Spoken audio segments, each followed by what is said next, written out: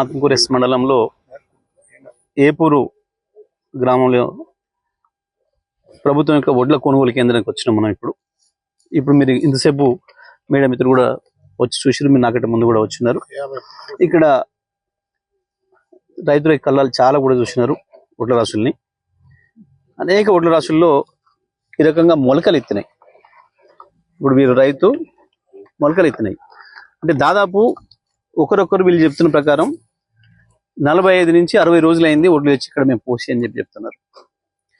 పాపం కొంతమంది చిన్న రైతులు అయితే మొత్తం ఖరాబ్ అయిపోయినాయి. మనం అక్కడికి పోతే పార్బాయిల్డ్ రైస్ మిల్లులో పోతే ఏం వాసన వస్తుందో ఐకేపీ కొనుగోలు కేంద్రంలో కూడా గా వాసన వస్తూ ఉంది. వడ్లు తడిచి ఇప్పటికీ కొన్ని రాసులు 2 సార్లు 3 సార్లు తడిచినాయని చెప్పి చెప్తా ఉన్నారు రైతులు. ప్రభుత్వం ఇంతకంటే దివాలా కోరుతనం ఇంకొకటి లేదు. ఉత్తమ్ కుమార్ రెడ్డి ఉత్త కోతలు తప్ప వాస్తవానికి రైతులకు కురిగింది ఏం లేదు. ప్రత్యేకించి తెలంగాణలో కాంగ్రెస్ ప్రభుత్వం వచ్చిన తర్వాత రైతాంగం పట్ల వ్యవసాయ రంగం పట్ల పూర్తి నిర్లక్ష్య వైఖరి కనబడుతూ ఉంది. ఒకవైపు పంటకు నీళ్ళు ఇచ్చే పరిస్థితే లేదు. ఇవాళ మనం ఇప్పుడు ఇక్కడ నిలబడడం, ఏ రాశి దగ్గర అయితే నిలబడమో ఈ రాశి రైతు కౌలు తీసుకొని చేసిన అని చెప్తున్నాడు. కౌలు రైతున కౌలు కట్టాలి, నీళ్లు కూడా రాక, మొన్న నీళ్లు కాళేశ్వరం నీళ్లు కూడా రాక నేను చెట్టుకు వరి మొలకకు నీళ్లు బిందెలతో పోసుకొని బతికించుకున్నా. ఆ రకంగా పెంచుకున్నా నేను కష్టపడి. తీసుకొచ్చేట రాశి వస్తే 2 నెలల నుంచి కొన్ని దిక్కు లేదు. ఇగో ఈ రకంగా మొలకలు ఎత్తినాయి. చూస్తున్నారు మీరు అందరూ కూడా, మీడియా మిత్రులు మీరే తీసిన వచ్చి చుట్టూ కూడా మొలకలు ఎట్ట వచ్చినాయి చూసిన మీరందరూ కూడా. ఇది ఈ రాష్ట్ర ప్రభుత్వం పరిస్థితి. ఈ రాష్ట్ర ప్రభుత్వానికి వ్యవసాయ రంగం పట్ల గింత ప్రేమ ఉంది మనకు కనబడుతుంది. నీళ్ళిచ్చే శక్తి లేదు.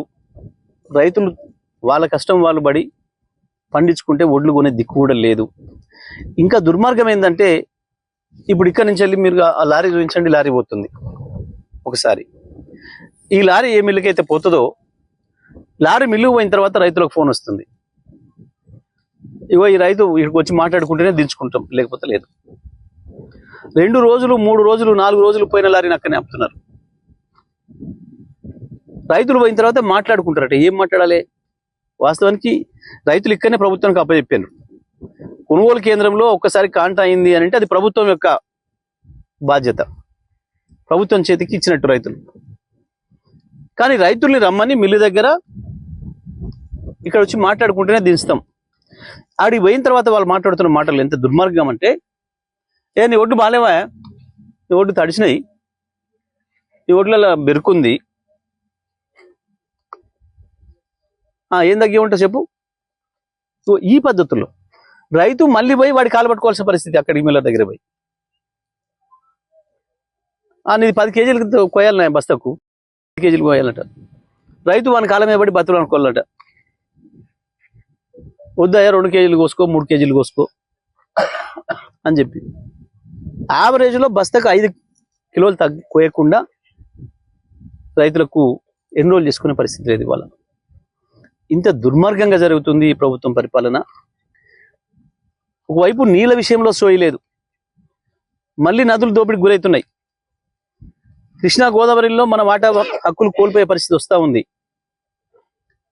ఒకవైపు కేంద్రం రాష్ట్రం రెండు కూడా, పక్కనున్న ఆంధ్రప్రదేశ్ రాష్ట్రం కేంద్రం కలిసి తెలంగాణ నీళ్ళను దోపిడీ చేసే పనిలో ఉన్నాయి. తెలంగాణ ముఖ్యమంత్రి పై ప్రధానమంత్రి కాలు పట్టుకునే పరిస్థితిలో ఉన్నాడు, నన్ను కేసులలో పెట్టొద్దని చెప్పి. మంత్రులు ఒకరికి ఓడి తెలవకుండా సాటుగా చంద్రబాబుతో పైరవి చేసుకుంటున్నారు. మా కమిషన్ల విషయంలో ఎంక్వైరీలు చేయకండి, ఇక మిమ్మల్ని వచ్చేది లేదు, కానీ ఇక దీపం ఉండగానే ఇల్లు సర్దుకోమని చెప్పారు మా ఇంట్లో, కాబట్టి మేము ఉన్న కాడికి కమిషన్లు దండుకోవాలి, ఎంత వీలైతే ఈ రాష్ట్రాన్ని మా దోపిడి మేము చేస్తాం, పక్క రాష్ట్రం కూడా పక్కోడు చేసే దోపిడి పక్కోడు చేయనియండి. ఇవాళ తెలంగాణ రాష్ట్రంలో దొంగలు పడ్డరు అన్న పరిస్థితి వచ్చింది. తెలంగాణను లూట్ చేసే పరిస్థితి వచ్చింది. ఎవడికి దోచినంత వాడు దోసుకపోవడమే, ఎవడికి దొరికినంత వాడు దోసుకపోవడమే అనే పద్ధతుల్లో ఇవాళ మంత్రివర్గం పనిచేస్తూ ఉంది. ఏ ఒక్క శాఖ మీద ఒక మంత్రికి అవగాహన లేదు, పట్టు లేదు. మంత్రుల అధికారుల గురించి మాట్లాడితే మంత్రులే దొబ్బుతున్నారు. మా పరిస్థితి ఏంది? మంత్రులు అయితే దొబ్బొచ్చు కానీ మేము ఊరుకోవాలనా? ఇగో ఈ మాటలు అధికారుల నుంచి వింటున్నారు ఇవాళ ప్రజలు. నేను డిమాండ్ చేస్తా ఉన్నా, వెంటనే ఉత్తమ్ కుమార్ రెడ్డి నువ్వు వెంటనే ఆదేశాలు ఇచ్చి తడిసిన ఒడ్లు కానీ మొలకెత్తిన ఒడ్లు కానీ ఏదైనా సరే వెంటనే కొనుగోలు సీరియస్గా చేయమని చెప్పు. ఒకవైపు ఋతుపవనాలు కూడా తరుముకు వస్తున్నాయి. మొన్నటి వరకేమో అకాల వర్షాలు వచ్చినాయి, ఋతుపవనాలు కూడా వస్తూ ఉన్నాయి, మీ కర్మ కొద్ది ముందే వస్తున్నాయి. సరే, ప్రజల అదృష్టం, వర్షాలు రావాలని కోరుకుంటారు రైతాంగం. కానీ దురదృష్టం ఏంటంటే మీ ప్రభుత్వం సహకరించకపోయినా, మీ మూర్ఖత్వంతో నీళ్ళు ఇవ్వకపోయినా కష్టపడి పండించుకున్న పంటను కొనే పరిస్థితి కూడా లేక ఇంకా రాసులలోనే ఉంటున్నారు. పోయి మళ్ళీ నాగలి గట్టి దున్నాల్సిన రైతు, దుక్కి తినాల్సిన రైతు కేవలం పండించిన ఒడ్ల కాడ కాపలా పండుకోవడానికే సరిపోతా ఉంది. ఈ దుర్మార్గం ఇది. దీన్ని తీవ్రంగా ఖండిస్తా ఉన్నాం మేము.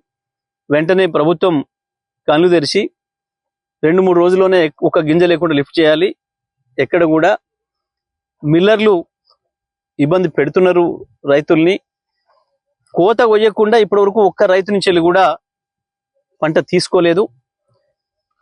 దీని మీద అబద్ధాలు మాట్లాడడం, ఏదో నోరు వారేసుకోవడం కాకుండా వెంటనే విచారణ చేయండి, రైతాంగాన్ని ఆదుకోండి. ఇప్పటికైనా ఇప్పటికే రైతుల్లో మీ భాగవతం అంతా బట్టబయలైంది. దీంతో ఇంకా స్పష్టంగా తేలిపోతుంది మీ చేతగాంతనం, మీ నిర్లక్ష్యం. మీ దృష్టి అంతా కేవలం డబ్బుల సంపాదన మీద, కమిషన్ల మీద ఉన్నది తప్ప ఏ రంగం పైన కూడా సోయి లేదు, ప్రభుత్వానికి కంట్రోల్ లేదు. అన్ని రంగాల్ని నాశనం చేసిర్రు. దాంట్లో అత్యంత ఎక్కువగా రైతాంగాన్ని నాశనం చేసిండ్రు. వ్యవసాయం మంచిగా ఉన్న వ్యవసాయాన్ని ఆగం చేసిండ్రు రైతాంగాన్ని.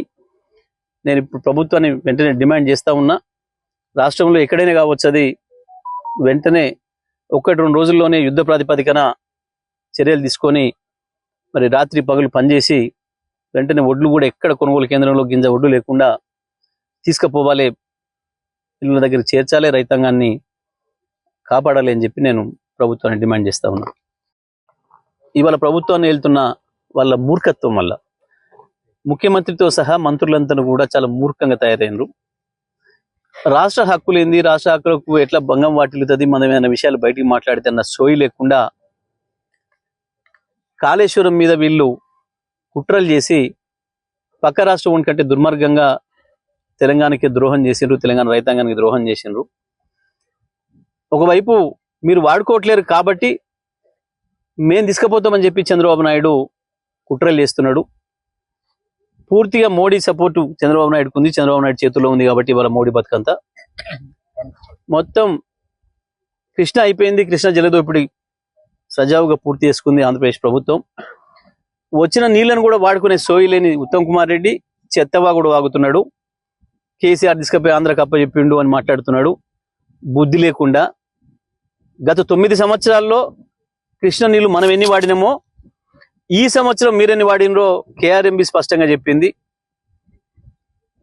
తెలంగాణ వాటా 20% కూడా వాడలేదు, ఆంధ్రప్రదేశ్ 80% వాడుతుంది అని చెప్పి ఇవాళ ఆంధ్రప్రదేశ్ తీసుకుపోతున్న నీళ్లు కూడా తెలంగాణవి. ముఖ్యమంత్రి, ఇరిగేషన్ మంత్రి సోయి లేకుండా దద్దమ్మలాగా చంద్రబాబుకు మోడీకి దాసోహం అని చెప్పి మీరు వాళ్ళ కాలకాడ పడున్నారు. ఇవాళ కూడా ప్రతి చుక్క ఆంధ్రప్రదేశ్కి పోతుంది అంటే అది తెలంగాణ నీళ్లు, తెలంగాణ వాటా. ఇది వాడుకునే సోయి లేదు. కానీ కేసీఆర్ మీద అవాకులు చెవాకులు వెలుకుంటా బతుకుతున్నారు. ప్రజలకు అర్థమైంది మీ బతుకంతా. ఒకవైపు బనకచెర్లకు కూడా పెన్నా బేసిన్కు గోదావరి నీళ్ళు తీసుకుపోతా అని చెప్పి చంద్రబాబు నాయుడు హుంకరిస్తుంటే మూతి ముడుచుకొని పన్నీరు. ఏమన్నా అంటే ముడి కడుక్కోకపోతే వాసన వస్తుంది అని ఓ తెలివిలేని మాటలు మాట్లాడుకుంటూ, కడుక్కోవాల్సింది గదే కాదు, ఈ రాష్ట్రంలో ప్రభుత్వం మేము చేస్తామని చెప్పి మునగాళ్ళలాగా మాట్లాడి రండమాటలు మాట్లాడి ఇవాళ రండలాగా ప్రవర్తిస్తున్నారు. అది కడుక్కోండి, మొదలు తెలంగాణ హక్కుల గురించి కొట్లాడండి. కడుక్కోవడం అంటే గదైతుంది తప్ప ఇది కాదు. పోయి నీతి ఆయోగ్ను పోనని బహిష్కరిస్తా అని చెప్పి మాట్లాడినోడు ఈడిల పేరు పెట్టగానే ఇవాళ అది మాట్లాడుకోవడం కొరకు, మోడీ కాలు పట్టుకోవడం కొరకు నీతి ఆయోగ్ సమావేశానికి పోతున్నా అని చెప్పి దాన్ని తప్పించుకోవడం కొరకు ముందు రోజే కడుక్కోకుంటే వాసన వస్తుంది, ఇంకోటి చేయకపోతే ఇంకోటి అయితే చెత్త మాటలు మాట్లాడిపోయిండు. ప్రజలు అర్థం చేసుకోలేని ఏం కారు. ఇవాళ కృష్ణా గోదావరిలో తెలంగాణ నీళ్లు వాటా కోల్పోయే ప్రమాదం వచ్చింది. తెలంగాణ ప్రజలందరూ కూడా విజ్ఞప్తి చేస్తా ఉన్నా, తెలంగాణ రైతాంగం అందరూ కూడా ఈ విషయంలో జాగ్రత్తగా ఉండాలి. కేసీఆర్ నాయకత్వంలో మరో ఉద్యమం చేయాల్సిన పరిస్థితి వచ్చింది. తెలంగాణ వాదులందరూ కూడా మరొక ఉద్యమాన్ని మన నీళ్ళను కాపాడుకోవడం కొరకు చేయాల్సిన పరిస్థితి వస్తుంది. ఎందుకంటే ప్రభుత్వం సోయి లేకుండా ఉంది. అందరు మంత్రులు ఇరుక్కొని ఉన్నారు. కమిషన్ల దందాల, రకరకాల దందాలల్లా ఎక్కడ కేసులు అయితాయో, ఎక్కడ చంద్రబాబు నాయుడు కోపం తెప్పిస్తే మోడీతో ఎక్కడ కేసు పెట్టిస్తాడో అన్న భయానికి చంద్రబాబు కాళ్ళ చుట్టూ తిరుగుతున్నారు. మోడీ దగ్గర పైరవీలు చేసుకోవడం కొరకు తప్ప తెలంగాణ రైతాంగం పట్ల కానీ, తెలంగాణ ప్రజల పట్ల కానీ, తెలంగాణ హక్కుల పట్ల కానీ సోయి లేకుండా ఉన్నాయి. ఎట్టి పరిస్థితులలో కూడా ఇవాళ రాష్ట్రంలో బీజేపీ కూడా 8 మంది ఎంపీలు ఏం చేస్తున్నారో సమాధానం చెప్పాలి. 1,60,000 కోట్లు కేవలం 2 ప్రాజెక్టులకే ఇస్తా అని చెప్పి కేంద్రం చెప్పింది ఆంధ్రప్రదేశ్ కంటే. మరి తెలంగాణ పరిస్థితి ఏంది? ఎందుకు తెలంగాణలో బీజేపీ ఎంపీలను గెలిపించినట్టు ప్రజలు ఒకసారి ఆలోచన చేసుకోవాలి. తెలంగాణలో ఉన్న బీజేపీ ఎంపీలు కావచ్చు, కాంగ్రెస్ ఎంపీలు కావచ్చు, ఒక్క ప్రాజెక్టునైనా తెలంగాణలో సాధించలేకపోతే మీరు రాజీనామాలు చేయడం మంచిది. ఎంపీలందరూ కూడా చేతగాని దద్దమ్మలాగా పోయి పార్లమెంట్లో కూర్చోవడం కంటే మేము రండలము అని చెప్పి వచ్చి రాజీనామాలు చేయడం మంచిది.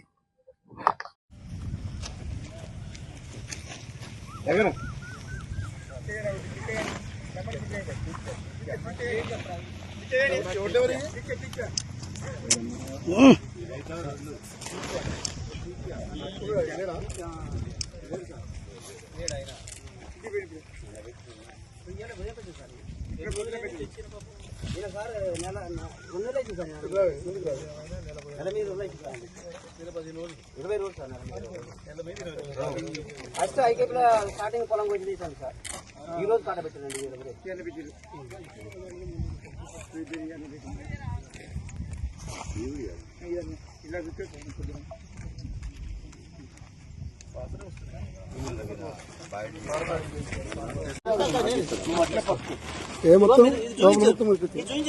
కింద పట్టానే ఉంది, పట్ట మీద ఉన్నాయి ఒడ్లు, పట్ట మీదనే మొలకలు వచ్చినాయి. లేపుతుంటే పట్టాలు వేస్తుంది.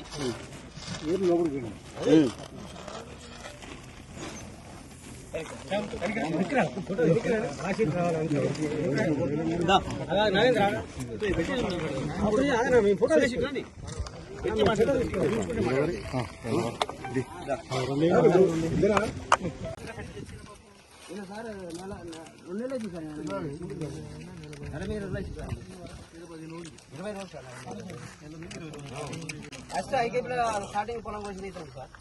ఈ రోజు కాట పెట్టండి. ఈ రోజు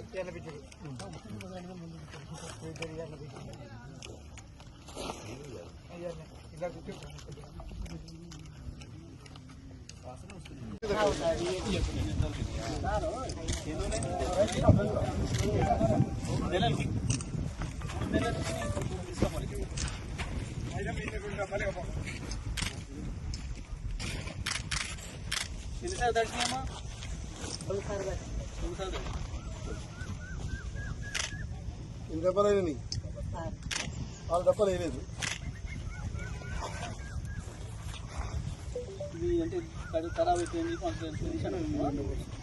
ఆల్రెడీ కొంచెం డిస్కలర్ అయినాయి.